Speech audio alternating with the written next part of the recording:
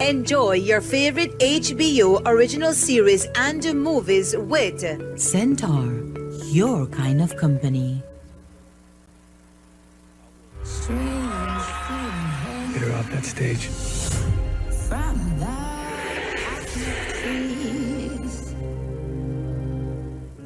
Enjoy your favorite HBO original series and movies with Centaur, your kind of company.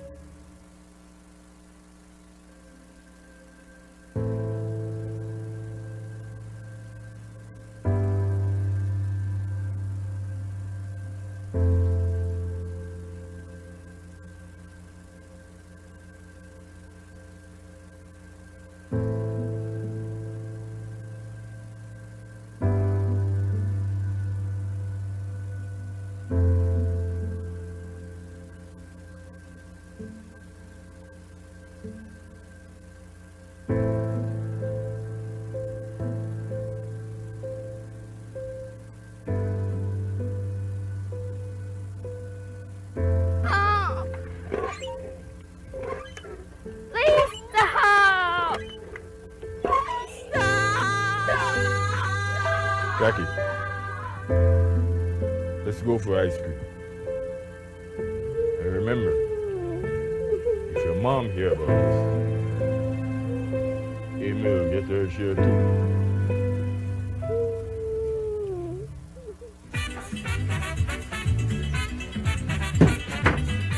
Hey, Jack. How about you and Uncle Jay pair a little game? No, Uncle, I don't like your games. Well, that means I'll have to start playing with little Amy then. No, not Amy. I'll play with you. That's my baby girl. Sexual violence against children can cause lifelong harm and suffering, which may often be hidden. Too many survivors of sexual violence are re-victimized, even by the very people who are supposed to love and protect them. The restrictions put into effect during the COVID-19 pandemic made it even more challenging for people to report acts of sexual violence. It is never too late to speak up and to seek help you or a loved one may need. Sexual violence may breed a vicious cycle of domestic violence, and its effects can span generations. Girls who experience sexual violence as children are also at higher risk of staying in situations of domestic violence. Belize will not be safe until its women are safe. Secure Belize.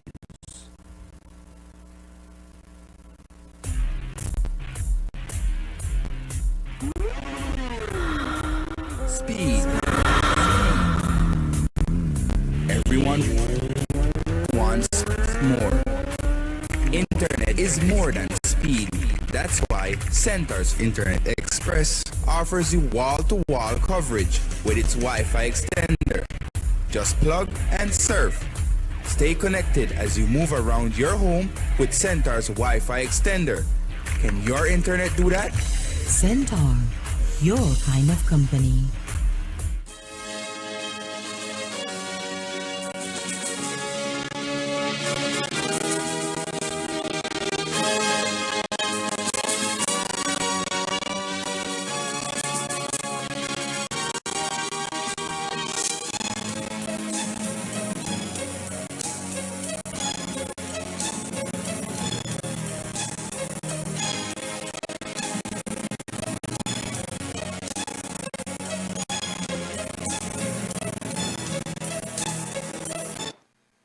Good evening with your news. Also simulcast on Fiesta FM 106.7. I am Joanna Rodriguez.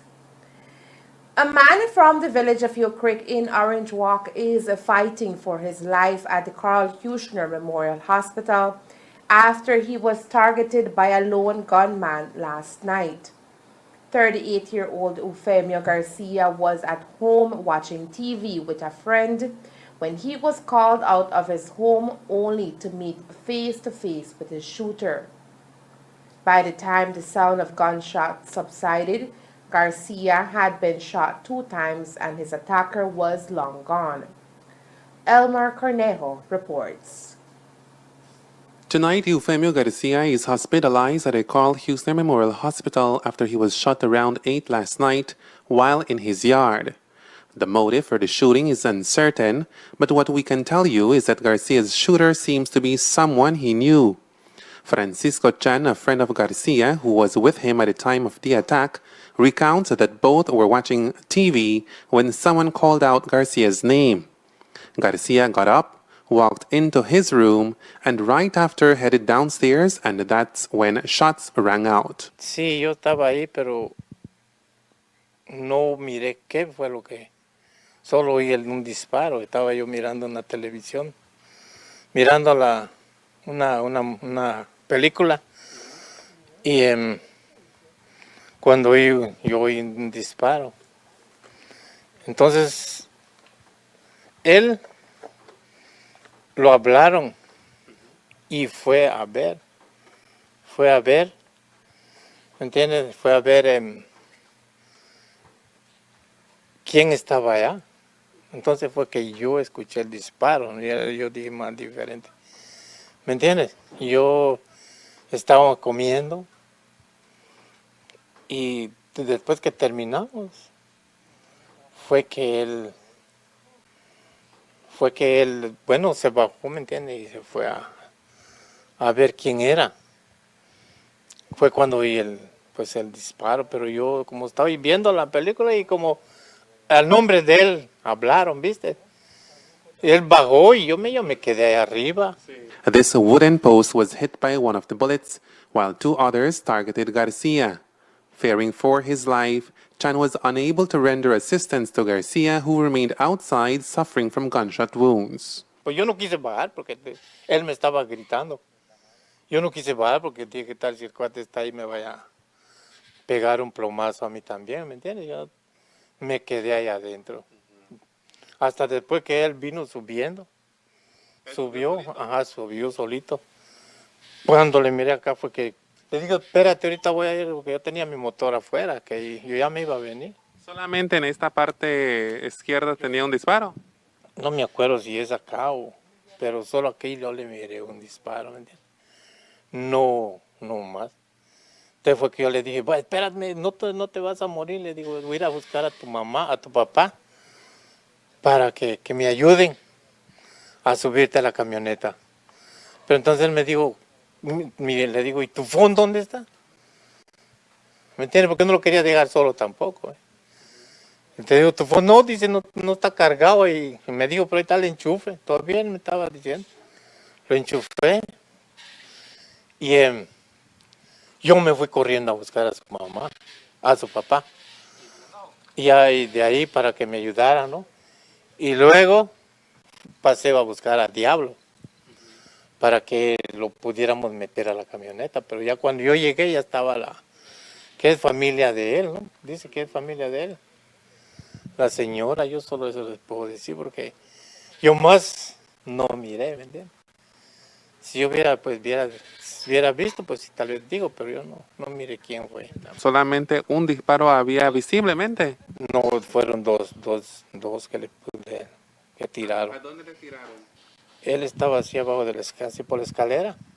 Yo creo que hasta ahí llegó y el cuate creo que estaba ahí porque no abrió la reja, ¿viste? No abrió la puerta para que entre. Yo digo que así fue o no sé cómo fue. Yo solo miré aquí que él tenía acá, como acá o acá. Sí, de este lado parece que era que él tenía, le miré sangre pues. Y fue que me asusté y corrí a buscar a su mamá, a su papá, para que me vinieran a ayudar. The incident has left the family distraught, and for now, 38-year-old Eufemio Garcia remains hospitalized in a critical condition. Doctors continue to monitor him closely, and he is in an induced coma. His family are urgently seeking blood donors while hoping for the best.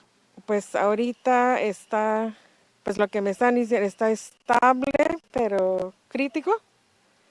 Se necesita urgentemente la sangre. 12 units. 12 units. 12 bolsas. Yo escuché que Pero lo necesito confirmar con usted que recibió una cirugía ayer y otra hoy.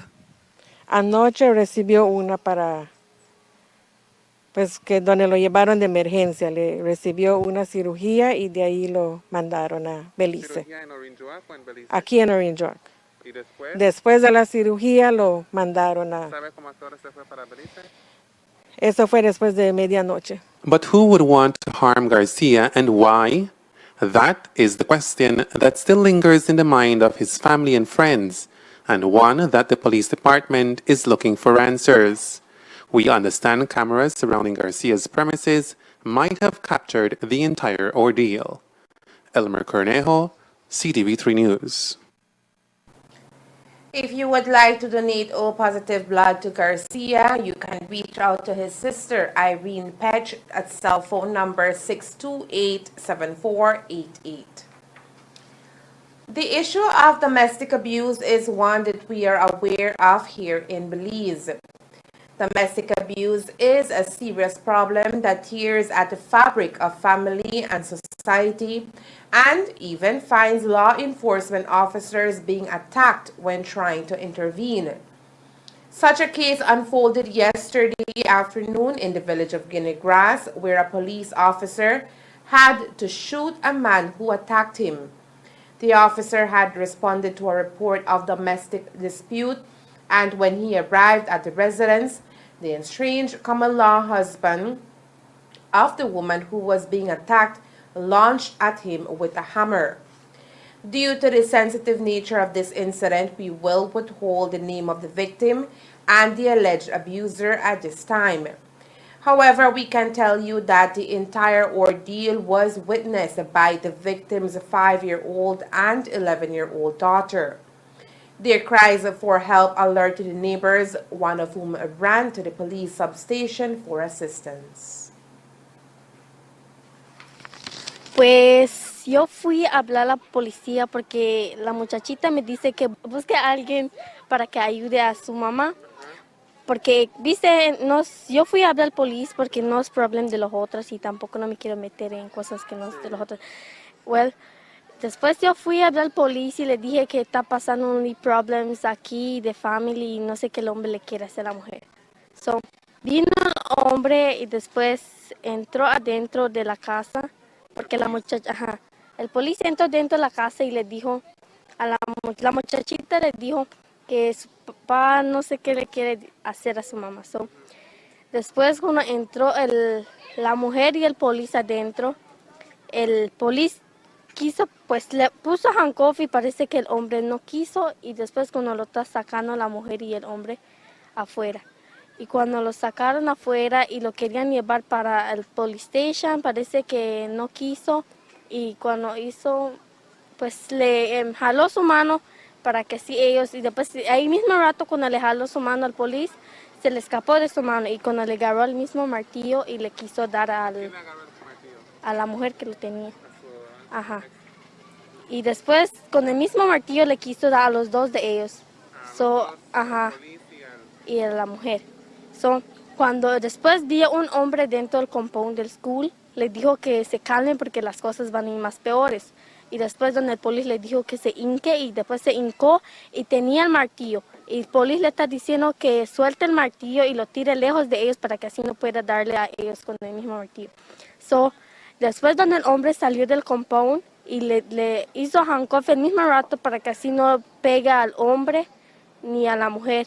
So, después de ese mismo rato que él salió y le hizo handcuff, de ahí donde el policía agarró y llevó al hombre en el station según que lo van a llevar al hospital y no sé qué cosa, tantas cosas. ¿Le dispararon al señor? Ajá, sí le dispararon porque le quiso dar con el mismo martillo a los dos de ellos. So, ¿dónde le dispararon? Por su rodilla. The aggressor was today discharged from the Northern Regional Hospital this afternoon and was escorted to the Orange Walk Police Station where it is expected that he will be facing a slew of charges. To date, a commercial agreement is yet to be signed between the Belize Sugarcane Farmers Association and BSI-ASR. Without that agreement, BSCFA cannot deliver cane to the factory and that places the upcoming crop season in jeopardy. From what we understand, all negotiations between both entities to come to an agreement have failed, and now the directive of the Prime Minister is for one last attempt to be made to bring both parties to the negotiating table. At the last meeting of the Northern Caucus, where the Village Working Farmers Association briefed the caucus on the negotiations,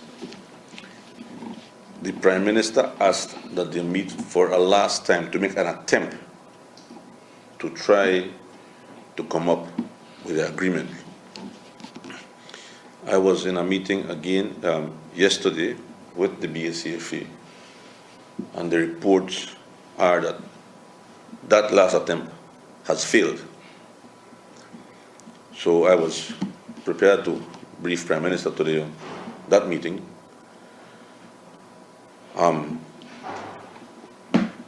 And so we are back at square one. Nevertheless, the Prime Minister and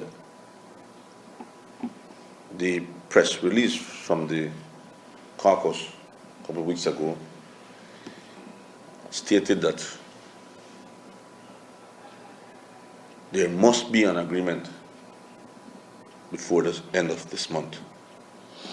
And so, as I leave this meeting today, I'm going to push forward right now to make arrangements to come up for a date that they must sit in a room and they must come up with something. That is the Prime Minister's directive. If that fails, then government will have to take a more proactive approach to end this situation. It cannot go on forever. The Guinea Grass Road here in Orange Walk is currently in deplorable conditions, and residents of the area are clamoring for it to be fixed. The road runs along the constituency of Orange Walk South. Area Representative Jose Abelardo Mai, who today told the media he hears the cries of the constituents, and soon 1.3 miles of the GG Road will be paved. I hear and I feel for the people of Guinea Grass. I have been there for 2 years, not even 2 years. And during the time that I've been there, we have given maintenance to that road for about 10 times. And I will say this, throwing good money behind bad money, because that road has been abandoned for 13 long years under the previous government. It's when we came in that we took it seriously. I will say to you though, already a contract has been issued to a company that will do 1 mile, 1.2 miles, I believe, 1.3 miles, entering the village and exiting the village, the entire length of the village. That section will be paved now. We hope to start that in the next few weeks. That contract has been awarded to a company out of Spanish Court, I believe it is. So while the criticism is strong, I don't agree with it, but I understand the complaints. I've been on that road a lot. I campaigned on that road, so I know the situation. And that is the reason why the Prime Minister, Minister of Finance, said that we have to do something about that road, and we will pave that road in the very near future. But to begin with, we have another contract right now, which is to upgrade all the roads that are in bad conditions. We had like 4 weeks of rains in Orange Walk and Cross. I mean, we don't call for the rain. God gives us the rain and we need it for the crops. But it also damages our very vulnerable sugar roads and farm roads. So as we speak right now, that road is being upgraded. It's being maintained at this time. I was out in the field yesterday. We're upgrading all the way from San Carlos to San Felipe, and from San Felipe all the way into Hillbank. Because these are not sugarcane roads. These are farm roads that lead to thousands and thousands of acres of corn fields and other grains.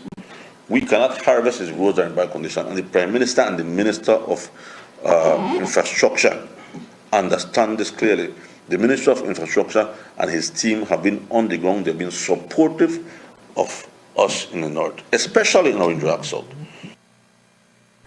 To address the challenges of market access for Belizean farmers, the Ministry of Economic Development, through its Resilient Rural Belize (RRB) program, today signed a Memorandum of Understanding (MOU) with the Belize Marketing and Development Corporation (BMDC).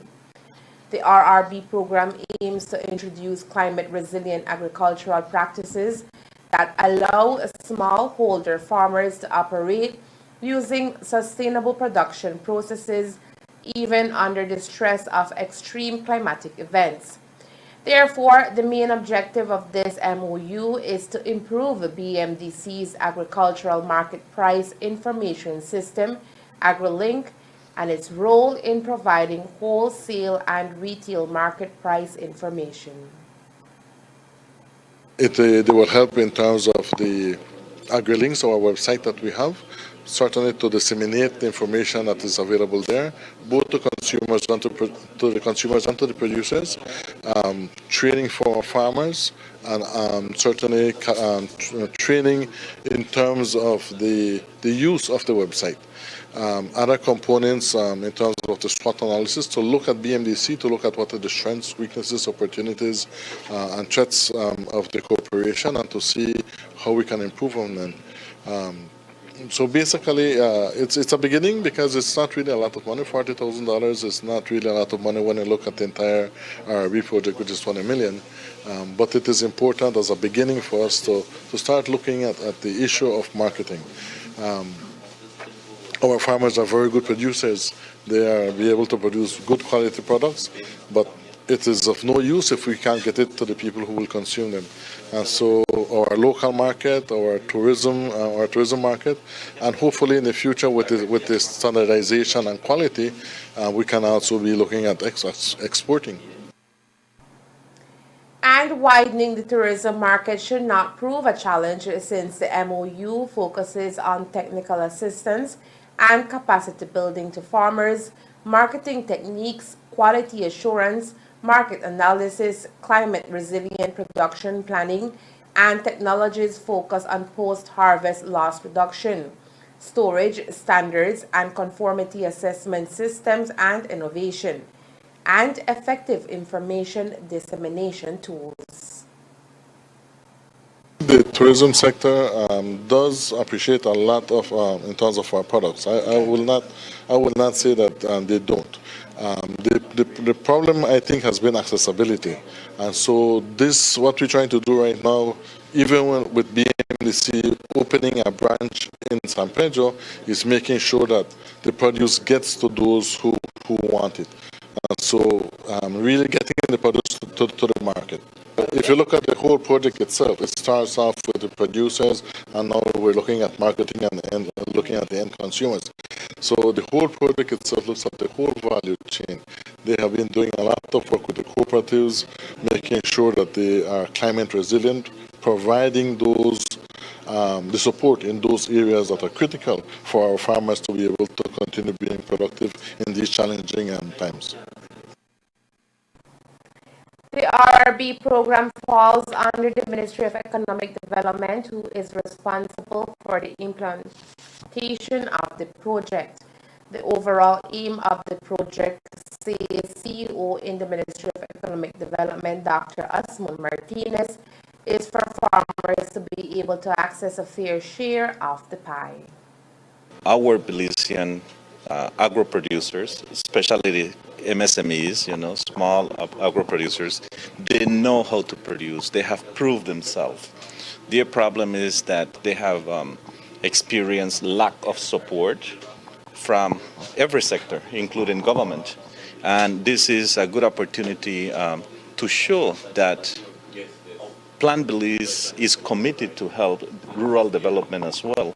And when you look, for example, at the marketing component in that we have signed today, it will definitely help the rural producers to be able to access a fair share of monies in terms of trading their products, because a lot of times they have been abused practically, where they have worked really hard, but they don't know how to market their product, and someone else always come and do it for them. So in addition that they will learn how to do marketing, it will also assist them in terms of proper development. The rural areas have more than 50% of poverty when you compare it to the national and the demographic of distribution of poverty. Rural areas is much higher than urban. So far, $5 million of the $40 million available for the program has been invested. Investments which could have been lost had the Bresenio administration not lobbied for the monies to remain in Belize. Remember, we were about to lose this program. When we were in Glasgow, you were there, we had to actually be aggressive in negotiating to retain this program. If not, we were about to lose $40,000. And the most important component on this project is that more than 50% of it comes from GCF funds, and is the first GCF project in the region, not only in Belize, in the Caribbean region. Additionally, the RRB will work together with BMDC to strengthen linkages between producers and buyers by supporting the formation of partnerships with key institutional actors such as hotels and restaurants in high-end markets and processors in industrial markets. The RRB will facilitate and promote the establishment of commercial partnerships linking producers and their cooperatives with buyers, as well as supporting the building of potential public-private producers partnership. Coming up next, first national advisory release on potential tropical cyclone formation 13. Stay tuned.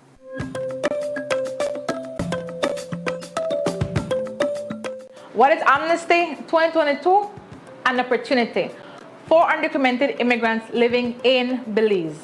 Belize wants to help you to live freely and continue contributing to those communities you and your family now call home by offering a pathway to permanent residency. Why should you apply? In doing so, you remove barriers and reduce the difficulties faced living as an undocumented immigrant. Applying is easy. Go online to www.immigration.gov.bz for more information. Find out if you qualify, how to apply, what documents you need, and how to book your appointment. Be prepared. The registration period will be from the 2nd of August to the 30th of November 2022. Belize Amnesty 2022. Let's continue to build Belize together.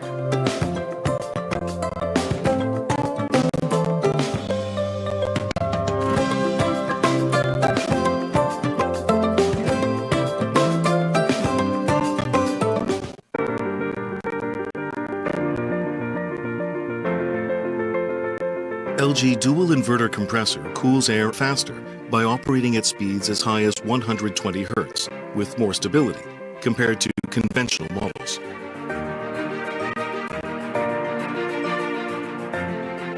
It also saves up to 70% more energy by operating at speeds as low as 10 Hz with more stability.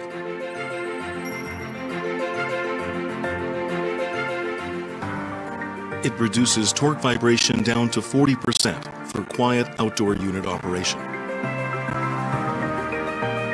Stable operation with low vibrations also results in increased durability.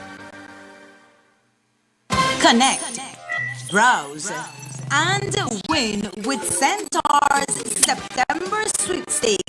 Every customer that updates their account to the month of September enters the sweepstake to win $3,000 cash. That's $3,000 for each branch.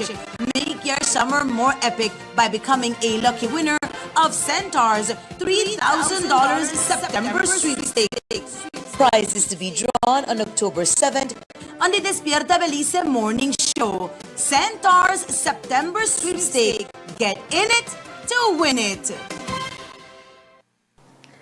A first national advisory on potential tropical cyclone 13 has been issued by the National Meteorological Service of Belize and the National Emergency Management Organization, NEMO, which forecasts it to begin affecting Belize late on Sunday into the holiday Monday.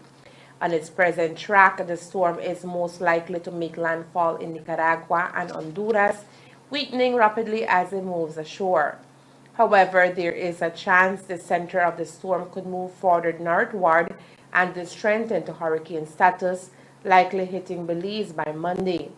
As of 1 p.m., the cyclone has top winds of 35 miles per hour and is located near 11.5 north latitude and 67.7 west longitude, or just north of Venezuela, and moving westward at 15 miles per hour. In any event, Belize is in for heavy rainfall and flooding, especially in the south as the system strengthens over the southwestern Caribbean Sea. By Friday, it is expected to be south of Haiti. By Saturday, it is expected to be south of Jamaica. By Sunday morning, it is expected to be over Nicaragua and Honduras. And by Monday, it is likely to be in front of or over Belize. Rainfall amounts are likely to peak on Monday with daily totals of about 4 to 6 inches or higher. Rain is expected before the system reaches our region, so flooding could occur before it makes landfall. NEMO therefore advises to begin reviewing emergency plans not to travel this holiday weekend unless necessary, for fishers to remain in port, consider evacuating in flood-prone areas, switch off the main electric and water sources when they leave, and avoid unnecessary actions such as walking. NEMO advises that it is on full alert as of national city and district committees, including the Red Cross, are meeting today and tomorrow, Friday. The mother of 12-year-old Marlon Sutherland, as a Standard 5 student from Orange Walk, is tonight asking for assistance from the public to be able to take her son abroad for medical treatment. Last week, Marlon was diagnosed with fibroblastic osteosarcoma, in other words, bone cancer. The cancer was detected on Marlon's right knee after he began experiencing severe pain. According to his mother, Kimberly Oriana, a biopsy revealed the disease, and now Marlon must receive treatment in Guatemala or face losing his foot. Lo tenemos que llevar a Guatemala porque aquí no hay los recursos y solo quería pedir una ayuda para que los ayuden porque está caro y lo tenemos que sacar porque él no aguanta. Él comenzó con síntomas que le dolía su rodilla y lo llevamos al hospital y ahí el doctor los mandó a hacer biopsia, lo operaron y los mandó a hacer biopsia, pero el biopsia tardó mucho y cuando fuimos en Belice el doctor los dijo que es cáncer que tiene y acá no hay los recursos para hacerlo, por eso lo queríamos acá para Guatemala. Dice el doctor de Guatemala que él necesita sus quimioterapias porque ya esperamos mucho porque el biopsia tardó. The family seeks to travel to Guatemala sometime next week, but to do so, they are in need of your financial assistance. Quería pedir al público que los ayude porque ahorita como están las cosas, está caro y no tenemos el dinero. Entonces, ¿no está yendo a la escuela? No, no está yendo a la escuela. Okay. ¿En qué grado estaba? En Standard 5 está ahorita, pero no pudo de entrar. Si alguien quisiera ayudarle, ¿tiene un número de cuenta o un teléfono o dónde se comunica o la busca usted? Sí, mi nombre es 623-7207. Hay un bank account en Atlantic Bank, 21 2002 4626 en Radel Eric Coreano. Quería pedir si los pueden ayudar, que el público los asista. Y también va a haber un Cancer Walk el 29. Y quería pedir que por favor asistan, porque va a ser donación para él. Anyone wishing to assist the family financially can do so by depositing donations to Atlantic Bank account number 2120204-626 under Rodwell, Oriana. A check for over $226,000 was handed over today to Minister of Agriculture, Food Security and Enterprise Jose Abelardo May by Andy de Armand of the U.S. Embassy. The check is part of the support provided to the Belize Agricultural Health Authority, BAHA, by the United States Department of Agriculture, USDA, for the ongoing MedFly program, which helps control the Mediterranean fruit fly, a pest that affects fruits specifically and can be devastating to agriculture. A couple months ago, the technical director of the quarantine department wrote a proposal to the United States government asking for additional support. We highlighted, of course, the importance of the quarantine department in also keeping at bay the MedFly program. And we are very happy that the approval came about so very quickly, so we express thanks for that. Well, I'd also take this opportunity to thank the staff of BAHA for continuing to put such effort into this program and for the pride that they take every day in executing their surveillance program. So thank you very much for these donations today. Free so far, and the Ministry of Agriculture through Belize Agriculture Health Authority, BAHA, and the U.S. plan to keep it that way by collaborating with each other.